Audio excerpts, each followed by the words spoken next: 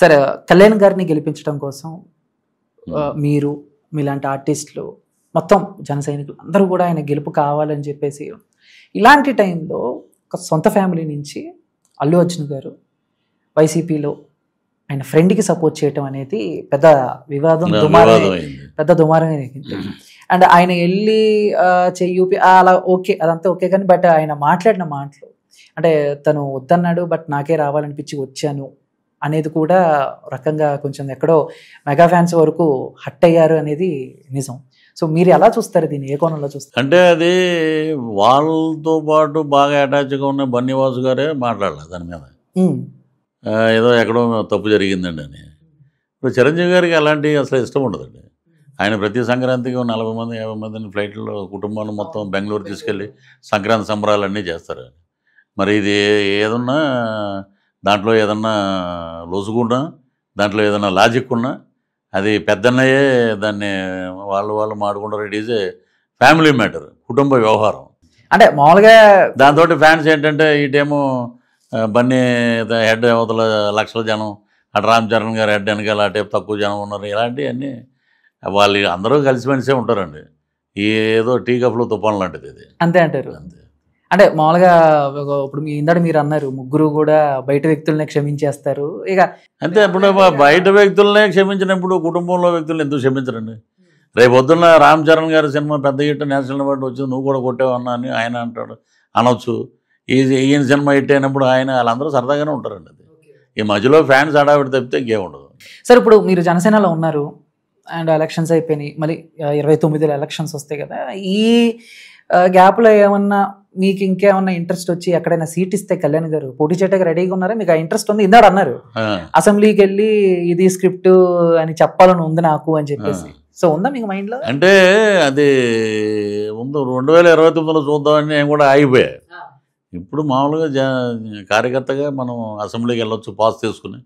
మినిస్టర్లు అందరూ మనోళ్ళే కాబట్టి అడిగి పాస్ చేసుకుని. సార్ ఆప్షన్ ఉందా సార్? ఏది ఇప్పుడు మీరు చెప్పిన ఆప్షన్ ఉందా? ఆప్షన్ ఉందండి. 2029 డెఫినెట్గా నిలబడతాం ఈసారి.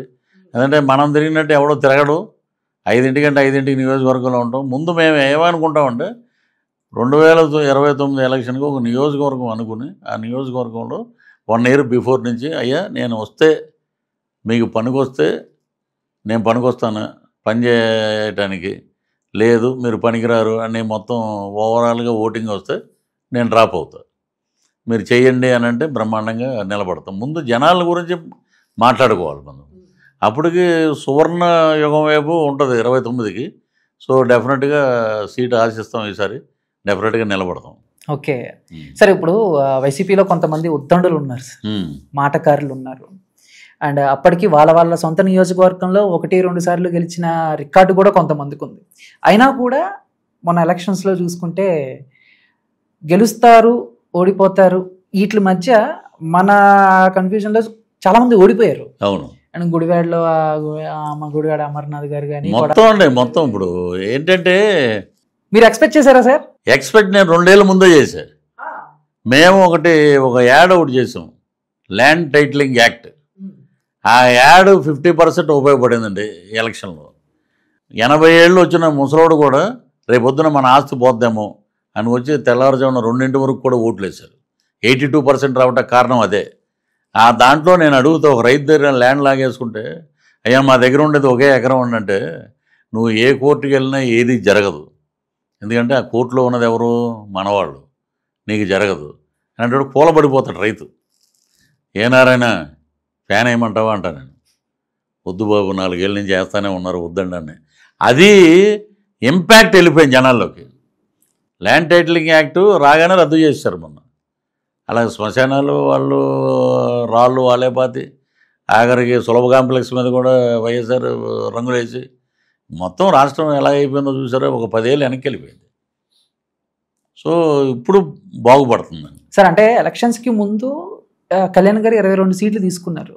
అంటే మేము ముగ్గురం కలిసి వస్తున్నాము అని చెప్పేసి ఆ సీట్లు ఇచ్చినప్పుడు కొంతమంది చాలా రకాలుగా కామెంట్లు చేశారు. అవును, ఇదేంటి ఎంత కష్టపడితే నువ్వు తీసుకొచ్చింది 22 సీట్ల. సో చాలా రకాలుగా కామెంట్. ఆఫ్టర్ ఎలక్షన్స్ తర్వాత అండ్ అసలు ఇప్పుడు వరకు చరిత్రలో ఎక్కడ లేని విధంగా 100% స్ట్రైక్ రేట్తో ఆయన గెలిచారు. సో జనాల కామెంట్లు ఇవన్నీ కూడా ఆయన ఫేస్ చేసుకుంటూ ఆ గెలుపు మీరు ఎలా చూస్తారంటే 2019లో చూసుకుంటే ఉన్న రెండిట్లో ఓడిపోయారు ఆయన. అవును. ఇప్పుడు చూసుకుంటే 100% స్ట్రైక్ రేట్. సో ఎక్కడ అంటే కళ్యాణ్ గారికి గెలవడానికి ఇది మెయిన్ అనేలాగా మీరు అది ఆయన మొత్తం రాష్ట్రం మొత్తం ఆయన తిరిగిన ఇది ప్రజల నుంచి వచ్చినటువంటి ఒక బ్రహ్మాండమైన మార్పు అవన్నీ ఆయన ప్రతి మీటింగ్లో గమనించాడు. ఇది పవన్ గారి స్క్రిప్ట్, ఇది దేవుడి స్క్రిప్ట్ అంటే ఇదండి. ఆయన చూశాడు 21 అసెంబ్లీ 2 పార్లమెంటు, స్ట్రైక్ రేటు 100%, మొత్తం ఢిల్లీ రాజకీయాలను కూడా కదిలించింది. సో అది జనసేన పవరు, అది పవర్ ఆఫ్ కొణిదెల పవన్ కళ్యాణ్. ఒక మాట అన్నాడు ఆయన, నిన్ను పాతాళానికి తొక్కకపోతే నా పేరు కొణిదెల పవన్ కళ్యాణ్ కాదన్నాడు. అదే జరిగింది.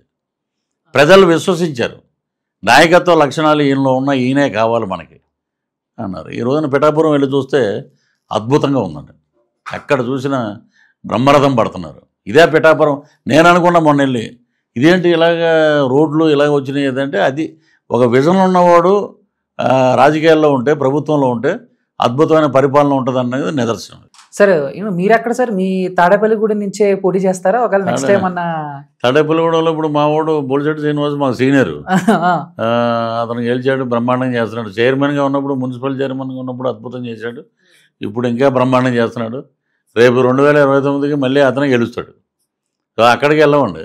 ఎక్కడో చోట 175 నియోజకవర్గాల్లో ఎక్కడ నిలబడినా బ్రహ్మరథం బట్టి పవన్ కళ్యాణ్ గారి క్యాండిడేట్ ఇతనని గెలిపిస్తారు. సార్ అంటే ఎప్పటి నుంచో సార్ ఇప్పుడు టీడీపీ మన 2019 ఎలక్షన్స్కి అయితే చాలా వరకు కామెంట్లు వచ్చాయి, ఇక టీడీపీ పని అయిపోయింది అని చెప్పేసి.